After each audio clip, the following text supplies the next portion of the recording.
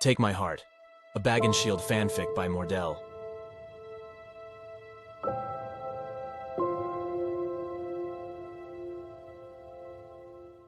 During the fell winter, the Shire was overrun by orcs. Bilbo's parents lost their lives in this incident, but Bilbo himself was captured and enslaved, along with others. Due to their limited skills, the hobbits were mostly assigned to work as cooks in the orc camps. The orcs had no interest in eating hobbit food, unless they meant the hobbit itself.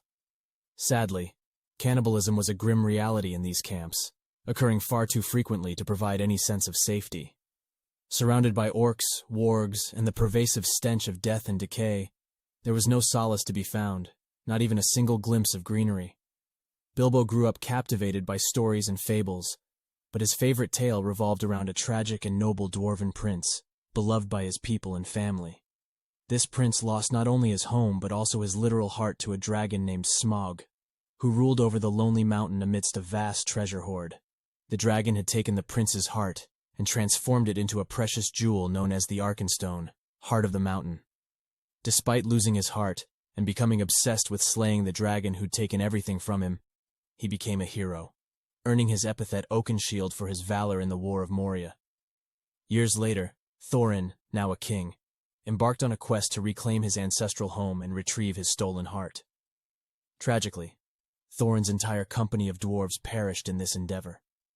Thorin succeeded in slaying Smaug, but when Thorin placed the Arkenstone back into his chest, an unforeseen consequence unfolded. He transformed into a dragon himself. Since then, the lonely mountain has remained impenetrable. Occasionally, a black dragon with silver-streaked wings emerges, circling the mountain, breathing fire. This serves as both a warning and a confirmation of his existence. This dragon, now known as Zarakûl in the Khuzdul tongue, translated as Silver Shadow in Westeron, fiercely guards his treasure. Not a single coin is allowed to be taken.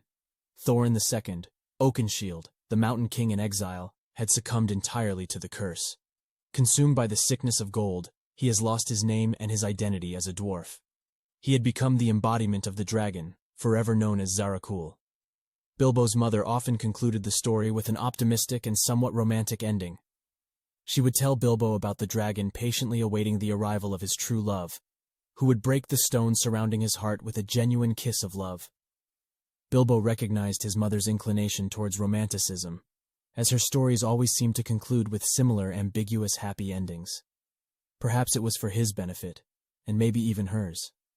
Nevertheless, he cherished that story because he knew it held a kernel of truth.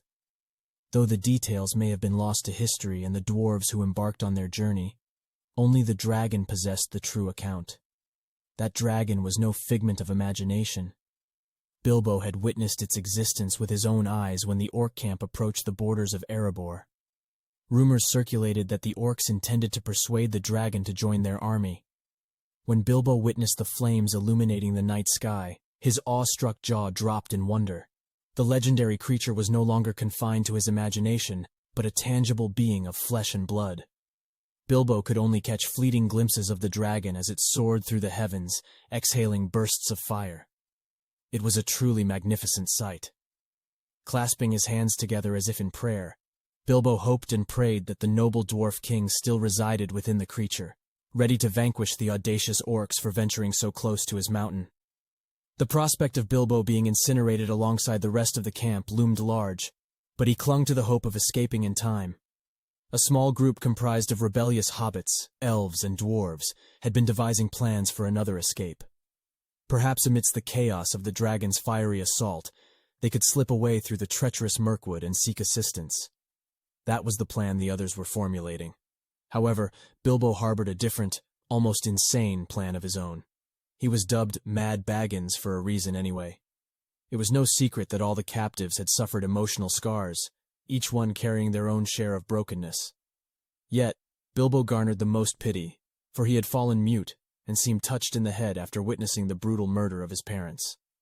It was a sorrowful transformation, as he had once been a gifted storyteller, entertaining young hobbits who gathered around him eagerly at parties, enthralled by his tales. Even Bilbo acknowledged that his mental state was far from stable, and he could openly admit that his plan was undeniably mad, for his intended destination was none other than Erebor itself, the very lair of the dragon. It was a place he had fantasized about, although under far from ideal circumstances. Yet here he stood, finally realizing his long-held dream. Trembling with a mixture of fear and awe, Bilbo watched as the colossal dragon descended from above, circling lower and lower, its imposing presence growing with each passing moment. As the dragon touched down upon the earth, a profound tremor rippled through the ground, causing the very foundation to quiver in response. Despite the multitude of torches that illuminated the surrounding area, the dragon's colossal form remained mostly veiled in shadow, its immense size surpassing the reach of the flickering flames. The ambient light merely served to highlight certain details, and amidst the darkness, the dragon's eyes gleamed with an iridescent blue hue. These eyes, piercing and menacing, seemed to hold an ominous glint, casting an eerie and unsettling aura in the depths of the night. Bilbo thought he might soil himself, from being equally terrified of and over the moon with the tremendous, majestic creature. The dragon was gargantuan. He could probably eat a dozen hobbits in one go as a light snack. Bilbo quaked, his knees just one startle away from crumbling beneath him. Then the dragon's chest began to glow. Something definitely fractured in one of Bilbo's knees when they finally did give way.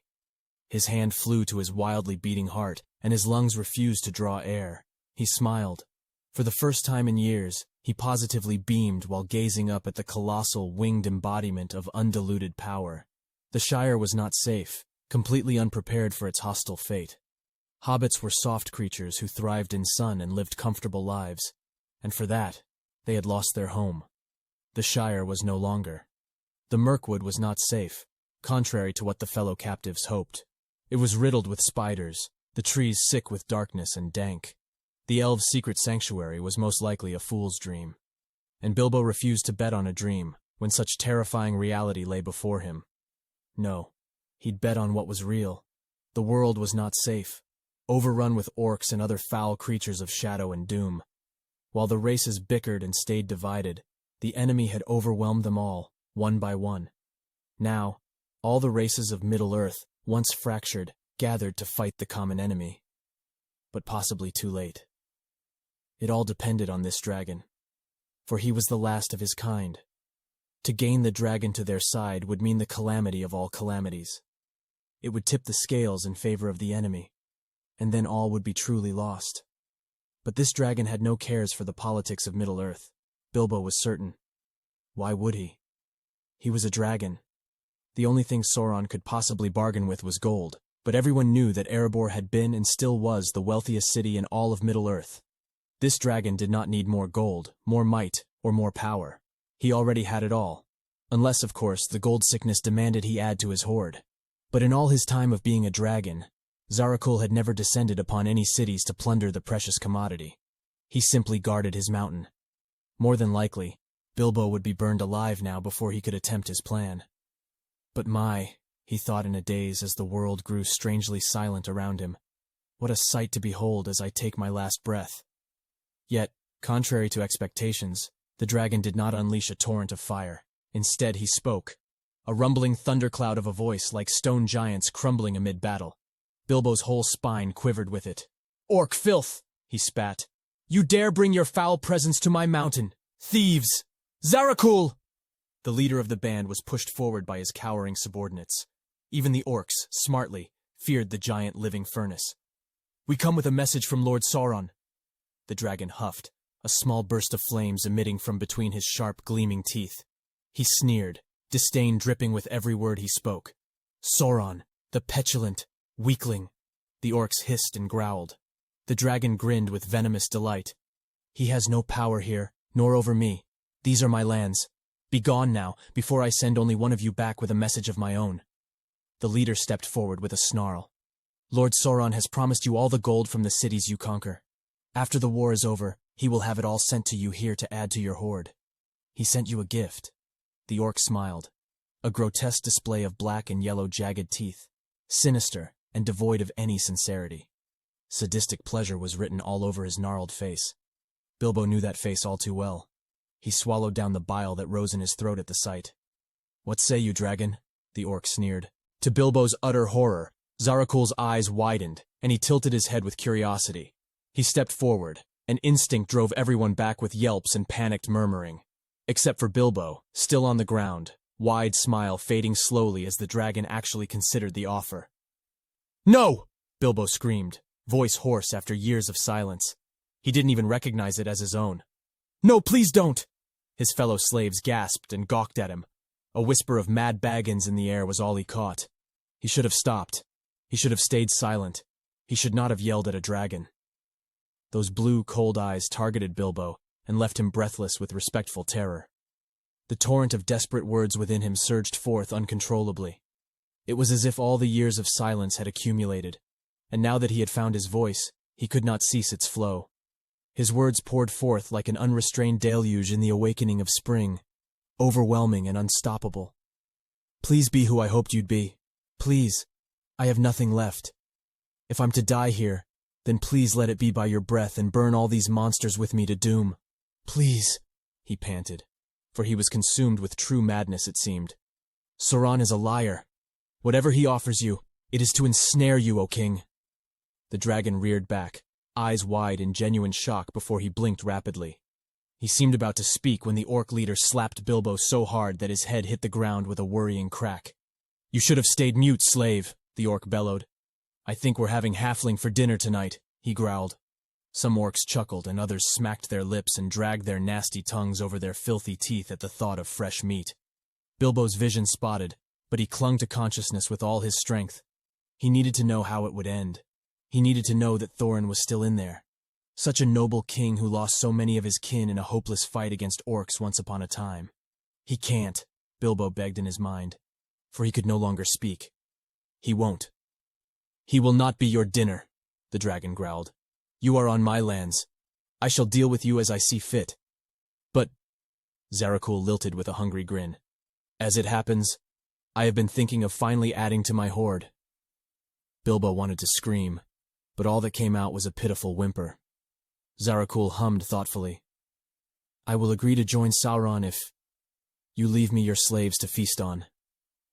Bilbo's eyes welled up with tears, a profound sense of despair washing over him. He felt the last vestiges of goodness and hope slip away, realizing that the valiant dwarven prince his younger self had fallen in love with was not just a dragon, but a monster too. Amidst the outcry of some protesting orcs, their leader swiftly silenced them with a commanding gesture. "Agreed," he gruffly declared in their harsh tongue. The slaves, including Bilbo, were swiftly herded together near the dragon, their bodies huddled pitifully in the dirt. Tears streamed down Bilbo's face as he sobbed in desolation, consumed by grief. The last shard left of his heart had broken. With the orcs stepping back, Zarakûl positioned himself before the gathered slaves, his chest radiating an even brighter glow. "It will be a swift death, unfortunate as it may be," the dragon added with an air of resignation, and breathed.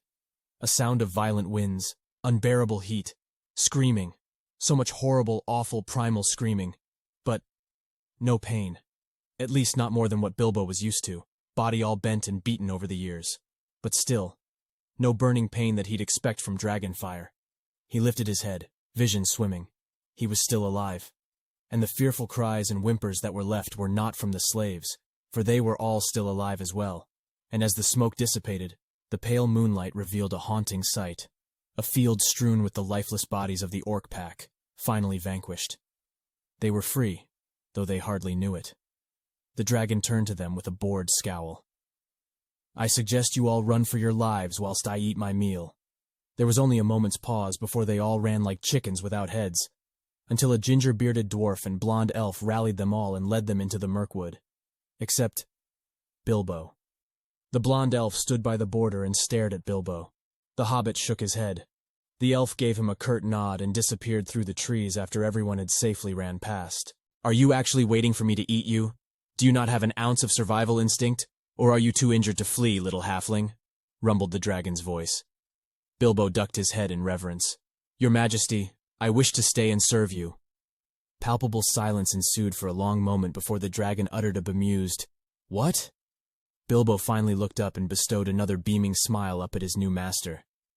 "Bilbo Baggins, son of Bungo Baggins and Belladonna Took, at your service, O king under the mountain." I'd get up and do a proper bow and all that stuffiness I've read in books, but I'm afraid I am actually injured and just about to faint at the moment. The dragon's mouth dropped open. What, are you mad, halfling? He asked, rearing back with incredulity.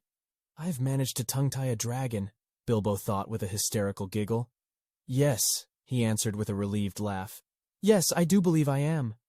And then Bilbo succumbed to darkness. You have been listening to Take My Heart, a Bagginshield fanfic by Mordell, narrated with the help of ElevenLabs' synthesized voice, Josh.